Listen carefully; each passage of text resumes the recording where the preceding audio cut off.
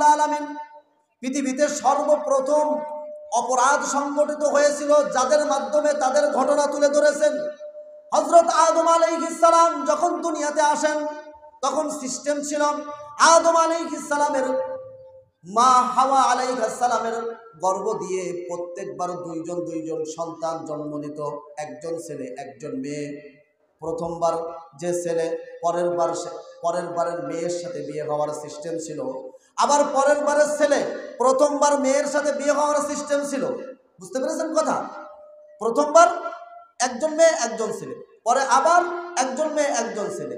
ওই ছেলে বিয়ে করবে আগের মেয়ের সাথে, আর এই ছেলে বিয়ে করবে পরের মেয়ের সাথে, এই সিস্টেম। এইবার আসেন দুইটা ছেলে আসলো। প্রথমবার আসলো হাবিল, তার সাথে আরেকজন মেয়ে আসলো। এই মেয়েটা তুলনামূলক একটু কম সুন্দরী। পরে আসলো কাবিল, কাবিলের সাথে আরেকটা মেয়ে জন্ম নিল। এই মেয়েটা এই মেয়ের থেকে তুলনামূলক সুন্দরী। সিস্টেম হলো হাবিল বিয়ে করবে কাবিলের সাথে যে মেয়ে জন্ম নিয়েছে, আর কাবিল বিয়ে করবে হাবিলের সাথে যে মেয়ে জন্ম নিয়েছে। যুবক ভাইরা খেয়াল করেন, কয়জন যুবক বলেন? একজনের নাম হাবিল, আর একজনের নাম কি? জোরে কথা কয় না। আছেন আমার সাথে? আছেন আমার সাথে? বলেন তো লিল্লাহি তাকবীর। একজনের নাম হাবিল আর একজনের নাম কাবিল। সর্বপ্রথম গুনাহ সংগঠিত হয়েছে দুনিয়াতে এদের মাধ্যমে। হাবিল বিয়ে করবে কাবিলের সাথে যে মেয়ে, আর কাবিল বিয়ে করবে হাবিলের সাথে যে মেয়ে। তবে কাবিলের সাথে যে মেয়ে তার সুন্দর, সে বেশি সুন্দরী। কাবিল বলল, না না, আমি হাবিলের সাথে যে মেয়ে তাকে বিয়ে করব না। আমার সাথে যে মেয়ে জন্ম নিয়েছে আমার বোন, একে আমি বিয়ে করব। এটা আল্লাহর সিস্টেমে নাই। আদম আলাইহিস সালাম ফয়সালা করে দিলেন, না এটা হবে না। এরপরেও কাবিল মানে না। আল্লাহ তাআলা অর্ডার দিলেন, শোনো, কাবিল আর হাবিলকে বলো কুরবানি দিতে। এইবার দুইটা কুরবানি নিয়ে পাহাড়ের উপরে রেখে আসলো। তখন সিস্টেম ছিল কুরবানি কবুল হয়েছে কারটা এটা বোঝা যেত। আল্লাহ রাব্বুল আলামিন আসমান থেকে আগুন নামায় দিতেন। এই আগুন এসে যার কুরবানিটা পোড়ায় দিত মনে করা হতো ওই কুরবানিটা কবুল হয়ে গেছে। হাবিলও কুরবানি দিয়েছে, কাবিলও কুরবানি দিয়েছে, তবে আসমান থেকে আগুন এসে হাবিলেরটা পোড়ায় গেছে।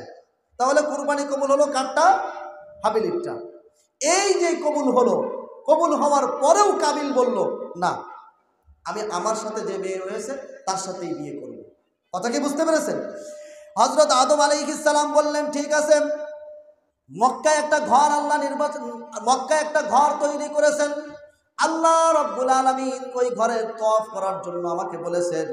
আমি ওই ঘর তওয়াফ করতে যাচ্ছি। এই তওয়াফ করার পরে এসে আমি তোমাদের দুইজনের মাঝে ফয়সালা করে দেব। এরপরে হযরত আদম আলাইহিস সালাম তওয়াফের জন্য চলে গেলেন। তওয়াফের করতে গেলে এদিকে কাবিল হাবিলের উপরে আক্রমণ করতে উদ্যত হয়েছে। আক্রমণ করতে চেয়েছে, যে কথাটা আক্রমণ করতে গেলে হাবিল যে কথাটা বলেছিল সেটা বলা আপনাদের উদ্দেশ্য। আল্লাহ রাব্বুল আলামিন সে কথাটাও তুলে ধরেছেন, লা ইন বাসাত্তা ইলাইয়া ইয়াদাকা লিতাকতুলানি মা আনা বিবাসিতি ইয়াদিয়া ইলাইকা লিআকতুলাক ইন্নী আখাফুল্লাহ রাব্বাল আলামিন। আল্লাহ রাব্বুল আলামিন বলেন, যখন কাবিল হাবিলকে বলল আমি তোমাকে হত্যা করব, হাবিল এবার ডাক দিয়ে বলল, কাবিল শোনো, তুমি হত্যার জন্য হাত বাড়ালেও, আমার দিকে তুমি হত্যার জন্য এগিয়ে আসলেও আমি তোমার দিকে হত্যার জন্য হাত বাড়াবো না। হাবিলও পারতেন কাবিলকে হত্যা করতে, কিন্তু তিনি বললেন, না না, আমি আল্লাহকে ভয় করি। কাবিল হাবিলকে হত্যা করে ফেলল। এরপরেও তিনি আল্লাহর নাফরমানি করেন